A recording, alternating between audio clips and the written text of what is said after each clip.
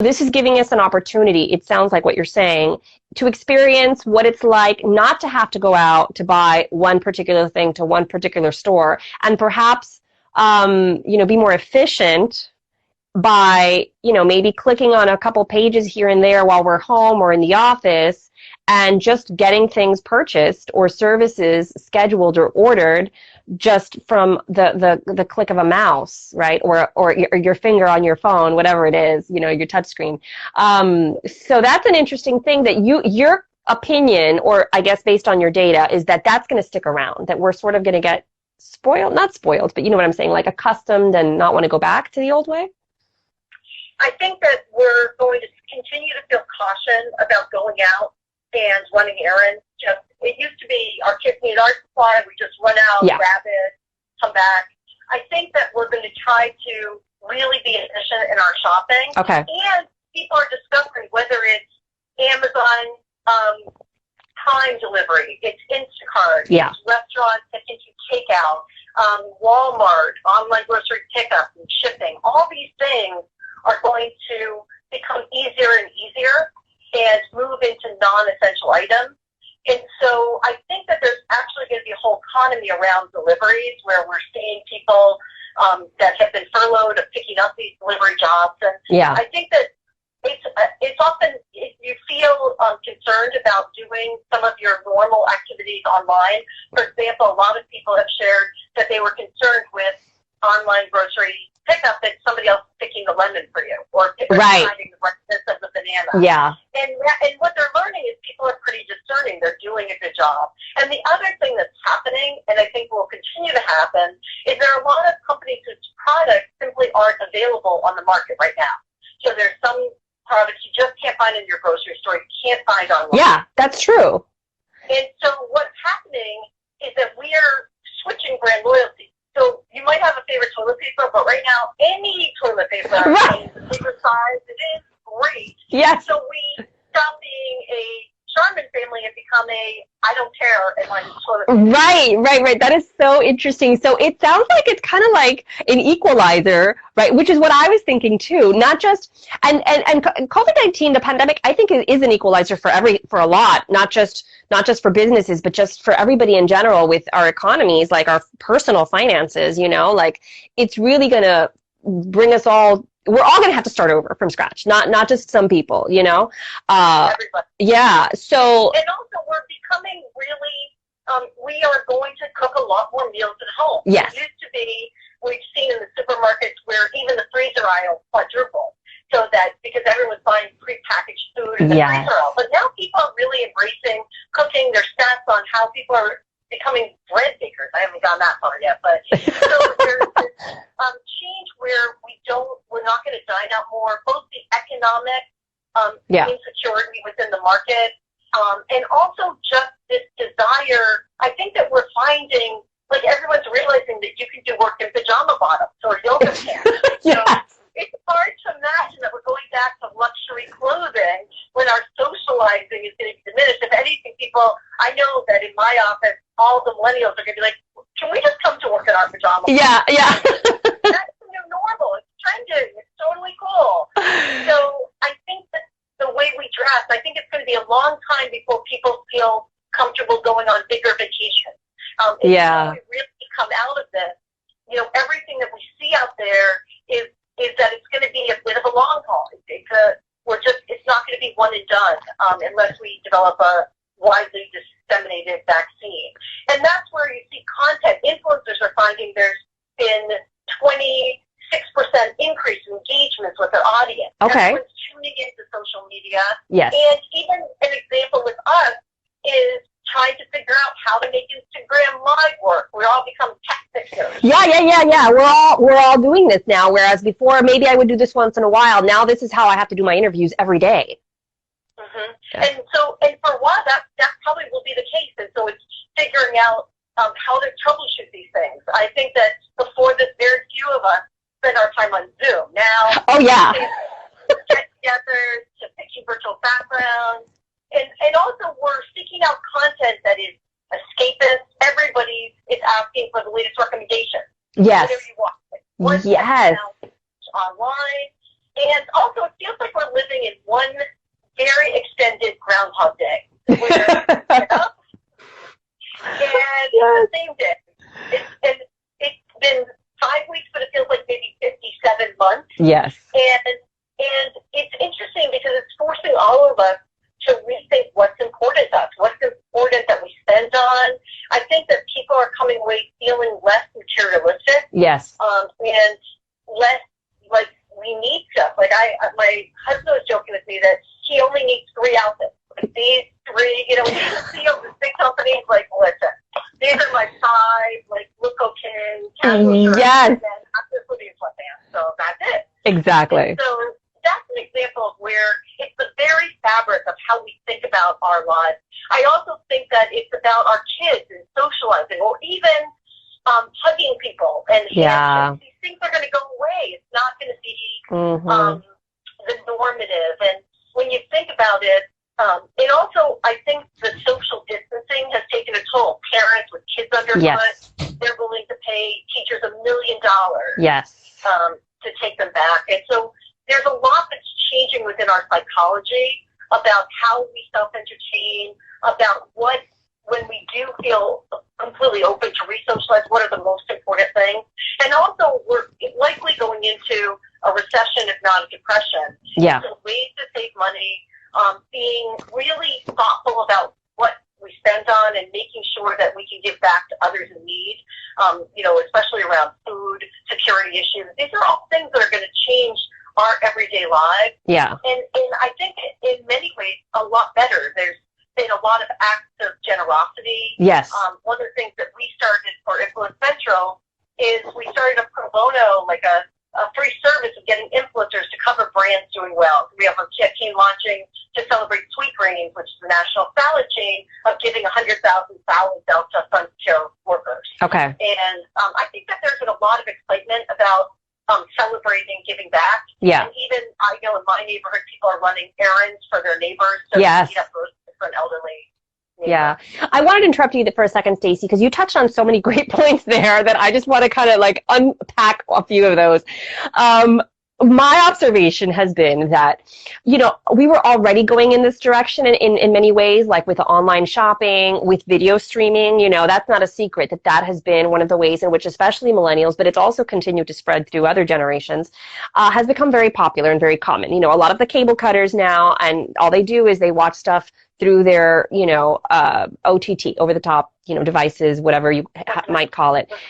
And so this just kind of like exacerbated that demand and that trend and that habit. And so, you know, I think that it's kind of like the perfect storm for a lot of these things. And I also want you to talk about maybe some of how can we turn this into a positive for a lot of business owners?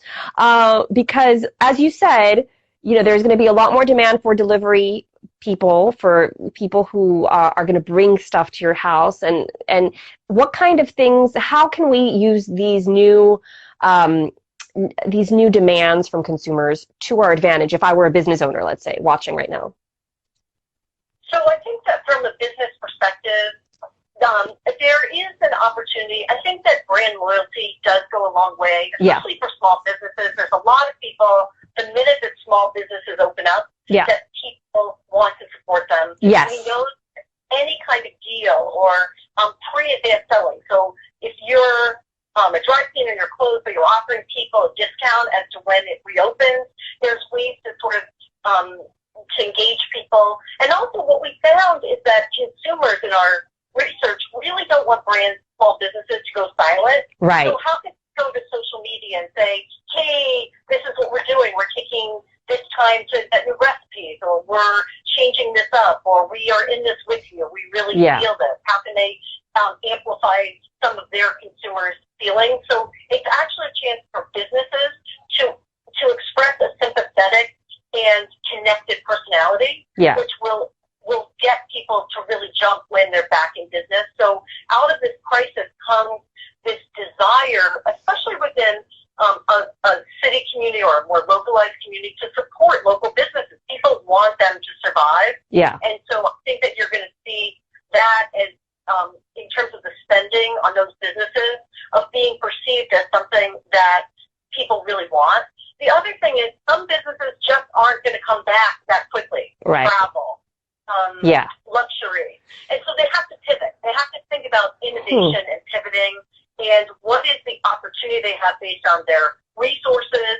And also what we find for a lot of brands when we're engaging influencers to storytell on their behalf. So let's say we found Miami-specific influencers that were talking about a particular restaurant or venue or a brand that they want to keep alive. It's a way to keep those brands without having to be creative in their content to be in the conversation. Okay, and so for example, if I was a small business owner, I think another good question is, you spoke about what consumers want. What do they not want? Like I saw in your notes, some of the discoveries there as well in terms of their branding or their message.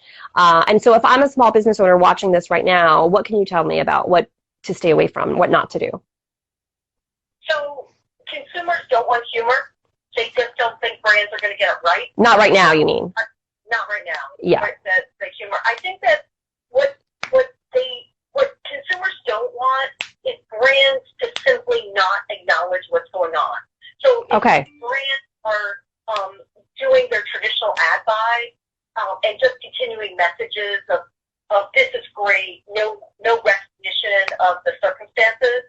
So it could be an example of just here are fabulous skillet meals you can make with our sausage. Let's say if you're a small business owner making that. But the difference is consumers want that to be situationally aware, so they can say, knowing that you have to be cooking for at home. Put it into context. Right. Here's how to wing it to make this and to turn it into a one skillet meal. It's that tonal difference of we're in this together. And also people want customer service. They want to feel like they know how to reach a brand. And that, I think, is a business owner turning to social to serve as your consumer hotline. How do you allow people to come find you on Instagram and to share things? And also, how can you engage your community in doing something that feels good? So a recent campaign Lowe's ran was encouraging people to put signs in their front yards to cheer on others.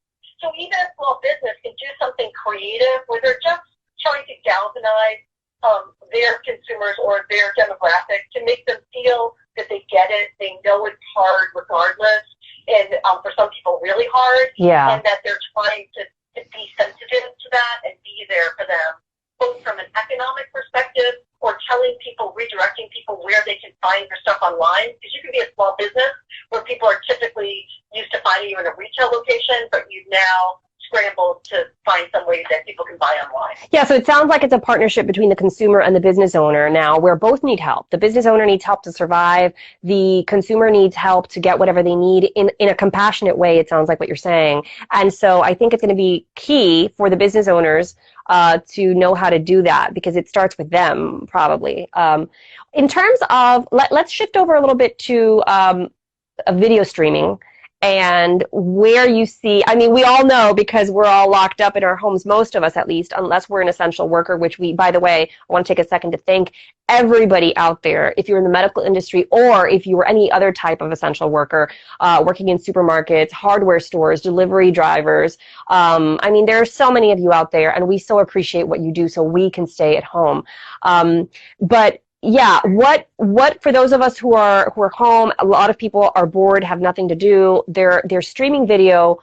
I would venture to say like they never have before, but you have the data. You tell me what you found. So what we found is that there's been a dramatic increase in people streaming. Yeah.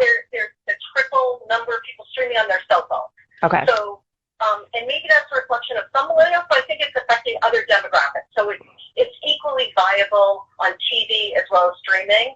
We're seeing 75% of people are considering paying for a service with specialized content. So if you're not a subscriber to HBO or Hulu, suddenly AMC, suddenly that seems worthwhile to get rid of the commercials. Okay. People are really relying on first-person recommendations, so social media, influencers, friends, and family, because people want to know, what should I watch? What should I stream? Yes. Even increasing in streaming audiobooks and in streaming content. it's very viral in nature. Yeah. And we're just consuming a lot of it because I think there's nothing else to do. Yeah. So at the end of the day, we're convening around a screen, and we are also receptive to more content than ever before. So the tune-in factor has been exponential. Look at Netflix. Yeah. The Tiger King. I know. So that was my other question is, I don't know if you got that deep in your data or in your study. Is there a particular kind of content that people are watching or that don't want to watch right now? I mean, off the top of my head, just based on my own experience, I'm looking for lighthearted, I'm looking for comforting, like chicken soup, but in a form of a video. You know what I mean? Like when you just don't want to have a lot of stress and intrigue, you just want to have something to maybe kind of put you to sleep. Well, I mean, not put you to sleep because it's boring, but kind of like help you decompress. Yeah, so it's interesting what you said, because I thought it was so astute, Natalie, when you were talking about trends that start for this online. And I think the same thing is true. We live in a world that's flooded with content.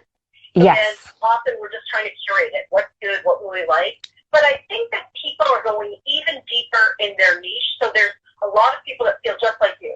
I want escapism, nothing. Yes. There are other people like me who say, let me just read 10 dystopian novels and watch movies, because then I'll feel better. It's not that bad. Oh, that is so interesting. It's amazing. So I think that is so interesting. Yeah. Looking for that escapism. Yeah. And we didn't get into the type of content people wanted, but we got into the fact that they don't want paid commercials. People just want to. And the other thing I think that spoiled us, and maybe Netflix led the charge on this, is the ability to watch an entire series. Yes, to binge watch. The bingeable content, I think, regardless of genre, is deeply appealing because you can get lost in it, and you don't have to wait for the next week or the next plot. Yeah. So if Amazon releases Harry Bosch, you can just go all the way through it, like this, just deep dive into a show. And so I think that bingeable content is really working. It's really funny because this is sort of a millennial reverse story, is my son works as a computer programmer for Microsoft. Okay. And he's a cord cutter, but now in order to work from home, he has to read. Right. So I think the millennials are very offended. Like, cable or an internet router, they're like, this is outrageous. Right. And also, I think that a lot of people are finding online entertainment. So it's a different form of streaming, but I have not played cards forever, and friends of ours are like, listen, you're going to learn the rules to Canasta, and we're having like a tournament. Yeah. And there's like family poker night. So a lot of people are trying to find that virtual participation, and that's a counterpoint to both the package entertainment, but ways to engage live via the technology we now have. Yeah, and real quickly before we wrap up, because I know we have only a few more minutes left, but I wanted to ask you, back to retail and back to apparel purchases and that kind of consumption, what would you say we should expect going forward? Because I know you're saying, and it's true, we're seeing they were already going under. It's like what my point before. We were already seeing a trend where these big box stores and these malls were shifting or completely shutting down.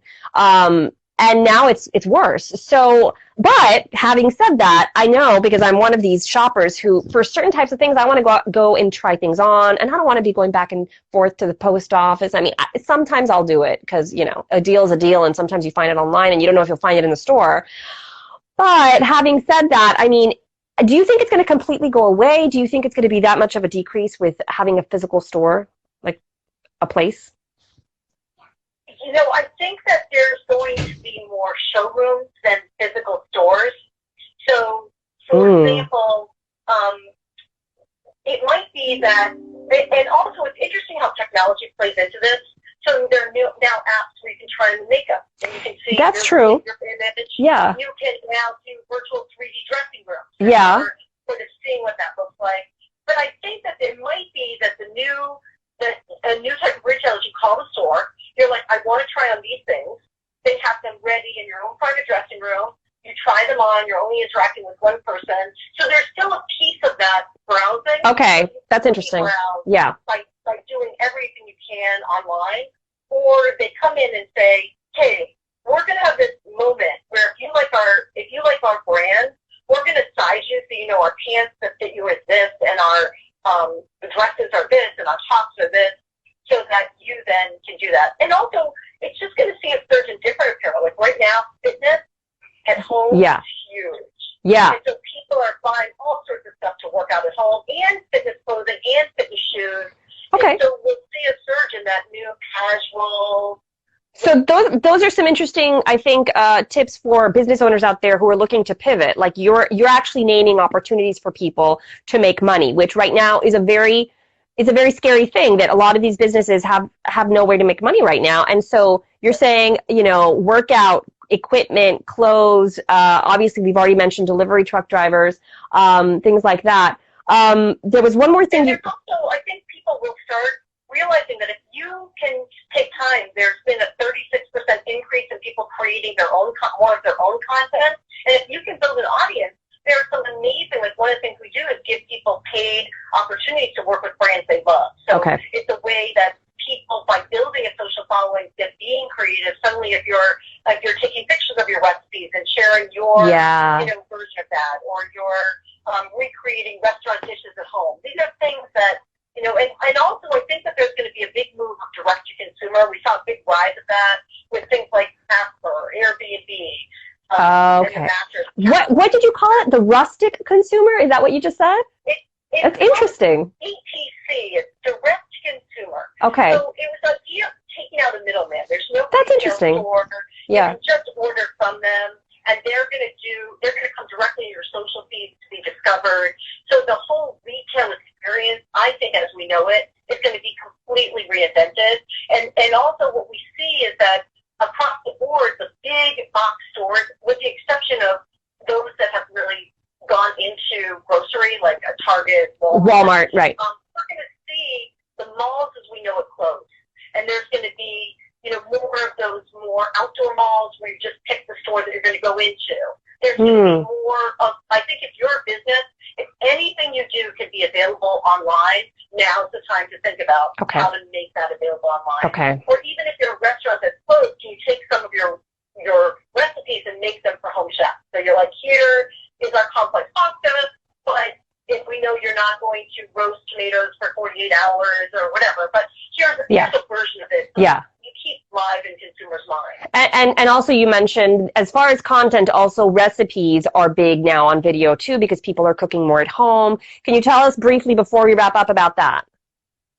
Sure. So what we're seeing is there's a dramatic increase in tune-in around food, recipes, and also pantry cooking. So if I don't have everything, how do I know what to substitute? Because I don't have these two things in a recipe. Yeah. Can I? And I probably can't get them today because my grocery delivery is scheduled for 3 days from now. Yeah. Right. And also, people are willing to maybe kick their cooking skills up a notch. So consumers are reporting that they're willing to go one step higher. Like before, I'm not a cook, but now I have more time, so I'm going to try it. Yeah. And, hello, right over here. Yeah. And also, I think that engaging kids around the kitchen.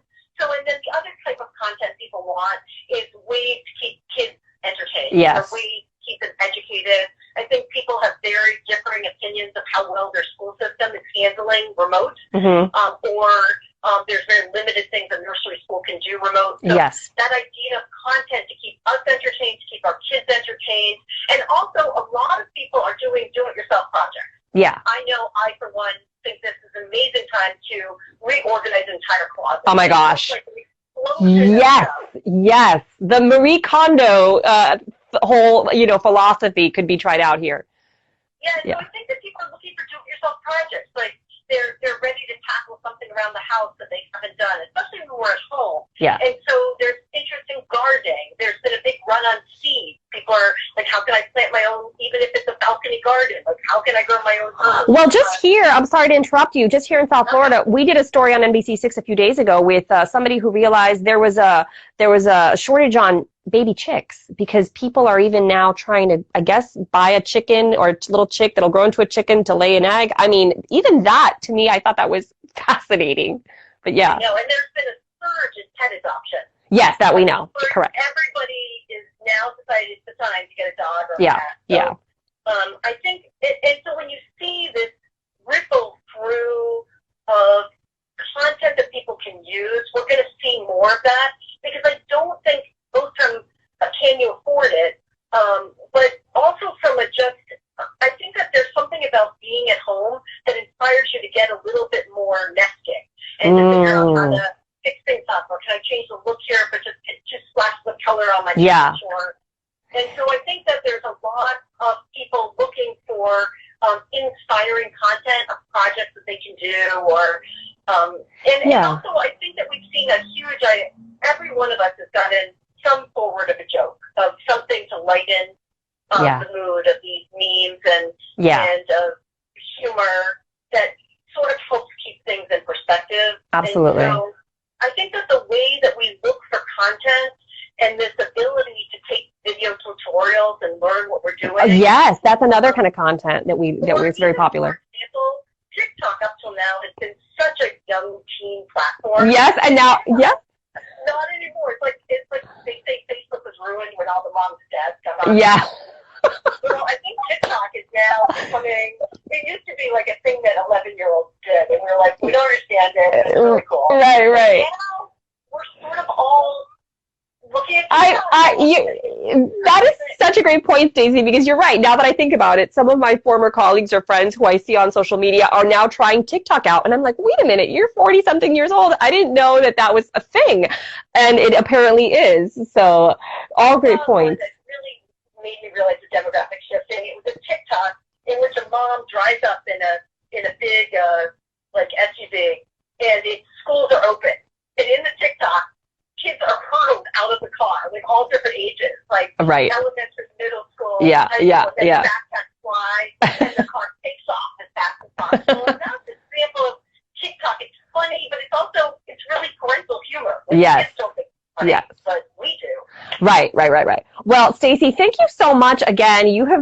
Honestly, I wish we could speak for another 2 hours, because there are so many things you mentioned that I feel like I want to delve into more, but, I know you have, other things to do. You're very busy, and so are we, over here at NBC6. So I am going to have to wrap this up. But again, for those of you who... Thank you so much. No, thank you. So fascinating. Yeah, it really was. A lot of stuff to think about, and maybe at some point in the future we can do another one and follow up on or delve into one particular issue. So for those of you who don't know, this is Stacy Debroff. You can find her on Instagram as well, of course. And thank you. That's it. Thank you. Bye. Take care.